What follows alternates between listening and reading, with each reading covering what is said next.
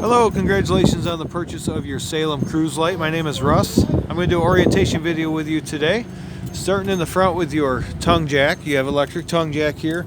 So up and down with this button, this turns your light on.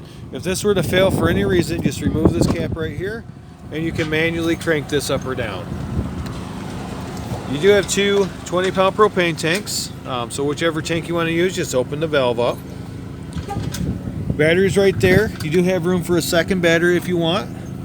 And down here you have a battery disconnect. So if you turn that key to the off position, that will shut all 12 volt off to your camper. So you want it in the on position to run your lights and stuff. You do need that in the on position in order to charge your battery if you're plugged into shore power or if you're plugged into your vehicle. Pass-through storage right here. And then you do have stabilizer jacks on all four corners. These jacks are just used for stabilizing, not for leveling. So you want to get the camper leveled out and then put your stabilizers down. Move along towards the back here. So you have your power cord, 30 amp service. This pulls out about 25 feet. When you're done with it, just push it back in there. You're good to go. When you're plugged in at the parks, I do highly recommend to use a 30 amp surge guard. Help protect your camper from any surges. And then down here you have your wastewater. So you have a black and a gray tank. So you're going to hook your wastewater hose up here. You want to pull the black handle first. That is your toilet. You actually have two handles for your black. So if this one is closed, it stops everything up here. This one is going to let everything out here. So you want to open both of those up. Let that tank empty out. Once that's empty, pull that gray handle. That's your dirty stinking shower water. It's going to help wash the black out of your hose. Once both your tanks are empty, close that gray. Leave the black handles open. Take a garden hose to the back here, right here. You have a black tank flush, so you hook a garden hose up to here. It's like an upside down sprinkler system in your black tank. It's going to flush that out for you. So let that run for a few minutes. Once you're good with that, now you can close your black handles, put your cap back on, and you're done. You have your water heater back here. This is a gas water heater. It's a metal tank, so you have an anode rod. So instead of your tank corroding, this anode rod will corrode over time. So you'll have to replace this after about 2 or 3 years. This is your plug. So you're going to put it right in here, tighten it up, and then you're going to hook your water up. It'll start filling your water heater. You want to make sure your water heater is full before you turn it on. You can do that by pulling on this relief valve. You get a solid stream of water coming out, you know that it's full. Now you can turn it on. It's electronic ignite, so all you have to do, make sure it's full and flip the switch. If you need to empty your water heater, take the anode rod out. It will empty right from here. If you need to get to the back of your water heater, under your bunk in the back, you have access to the back of your water heater where your two valves are for bypass. So right now it is bypass because it's winterized. So when you first start using this, you're going to hook a hose up to your city water connection, turn it on, go through every faucet, your toilet, anywhere that runs water, run them one at a time till all the antifreeze is out.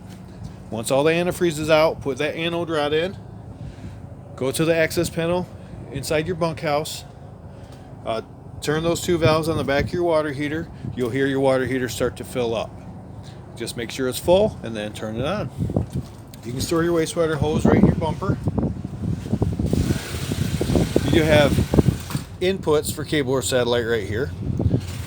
And then, like I said, city water connection. This is for full hookup camping. Hook a garden hose up to that, turn it on, and then you'll have water pressure going throughout your camper from your city water. You do have a backup camera on this one. Spare tire, same size as the tires that are on it. License plate will go there. You have a spot for water right here, so you have this hose that's going to connect right into there. So as long as your water is hooked up, you will have water pressure here. You have your griddle here, so just pull that out. You're going to have a spot on the back right there. That's where your propane line is going to hook to. And then the other end,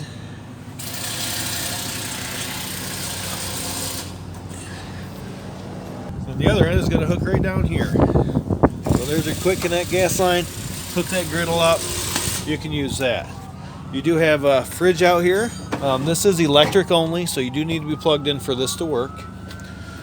All your doors are held up with magnets, so that's a nice feature on here.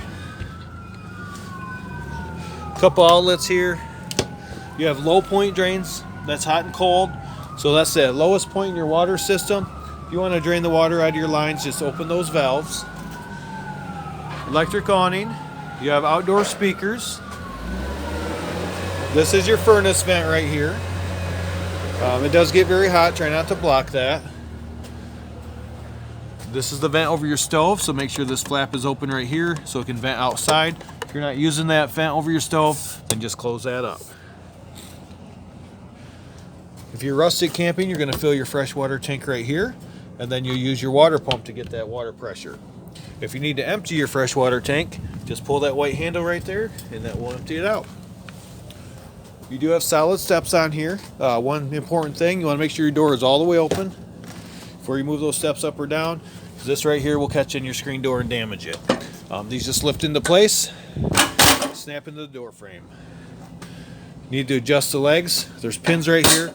Just move those pins out of the way, move your legs where they need to go. To release it, just lift up on the yellow handle.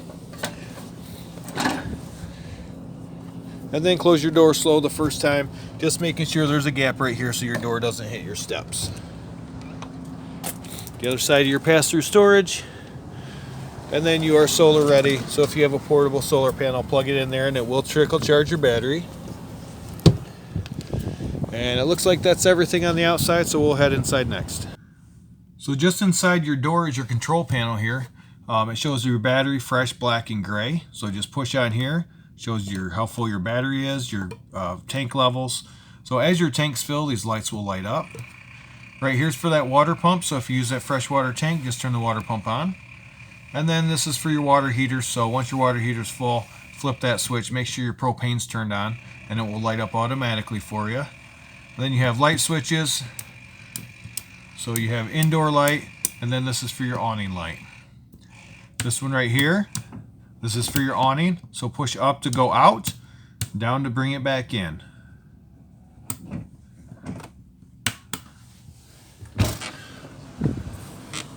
Well, I had that backwards. Push down to make it go out, up to go bring it back in. You just got to keep your finger on the button the whole time. And then this one is for your slide out. So down to bring it in, up to take it out. So just hold your finger down until it's all the way in or all the way out. It will just stop when it is. You do have a fire extinguisher here. Keys are on the sink. Standard turntable microwave. Your fan and your vent. Or excuse me, your fan and your light. Right here you can use this extra counter space. Otherwise, this will lift up and you fold it.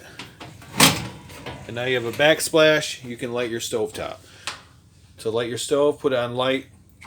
Turn your igniter until your stove top lights up. Your oven you'll have to light manually, so you have to use matches or a lighter. But you're going to put it on pilot. Hold that in while you light your pilot light right down there. Once it's lit, of course, put it on your temperature. With this back here, you do need to lift it up before you bring it forward. Otherwise, you will bend it. It'll bend back here. Just be careful of that. Your refrigerator is a 12-volt refrigerator. Nice big fridge. This will run while you're going down the road. It will run off your battery, but your battery will be charging from your 7-way plug through your vehicle while you're going down the road, so you won't lose any battery power. If you need to access your water pump, it's right down here. There's a sticker right there, so just remove those screws. Thermostat is here. This is the actual temperature. Let me see if I can focus in on that. So that's your actual temperature. Once you push this bottom button, you're going to go through your fan, then your air, and then it'll go to your furnace next. And then you push a button and it goes to your set temperature. And you can set your temperature. Then push it one more time, it goes off again. Down below that is your carbon dioxide LP detector. As long as that green light's on, you're good to go there. And your bathroom, you have a foot pedal flush. So halfway down brings water in, all the way down will flush it. GFI plug there. And then you have a vent, so just crank it open. Turn your fan on here. Just be sure you close this before you travel, or you'll lose that lid. And then your shower, hot and cold. Self-explanatory there. This is push button light, so just push in the center.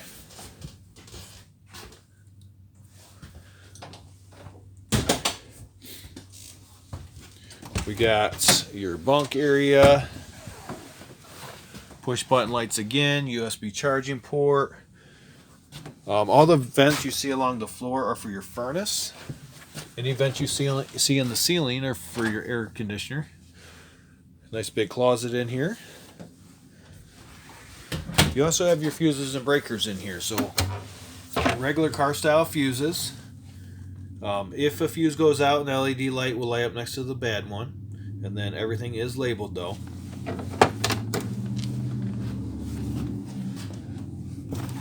Back out here, more storage, and then you have your U-shaped dinette, which goes into a bed.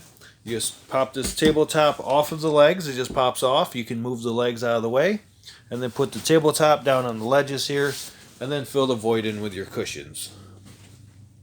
This goes into a bed as well. Just move these armrests, lift up on the front here, and it will just pop into a bed. You do have some storage underneath, not much, but a little bit. Again, push button lights. You have your TV here. Hookups are down here. So right here, this green light, that is your antenna booster.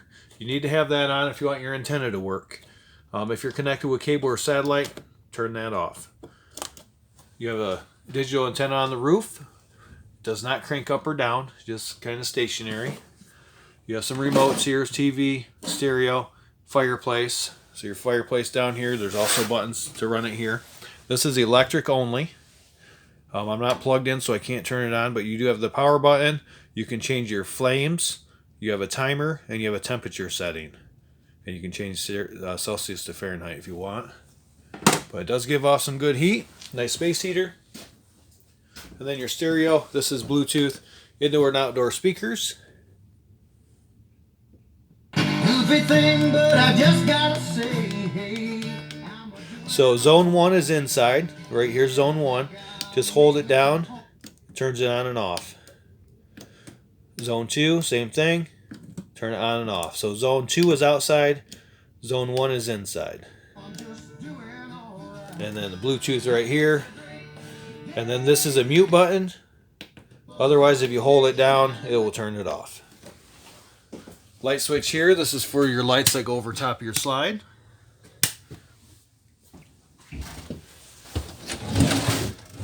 Then right over here in your bedroom, you do have USB charging ports on both sides of the bed. You do have plugs in each closet there. Spot for a TV right here. So just use a stud finder, find the right spot for that TV mount. Storage under your bed, and that goes through your pass-through storage down there. Your air conditioner, you can open these ends up here so that air dumps down in this room, or you can close these up and you have more pressure through your vents in the ceiling. You do have filters in here you can take out, clean, and reuse if you need to. Keys are right there on your sink. And I believe that's everything in here. If you have any questions when you come to pick up, just let us know. We'll be happy to answer them. Actually, there's one more thing in the bunk area. And it's right down here. It's actually right under here. So if you lift the mattress up, lift this board up, there is your water heater. So there's your access panel. A couple valves back there that you'll turn. So easy access to it. Like I was saying, we do appreciate your business. Thank you very much, and congratulations.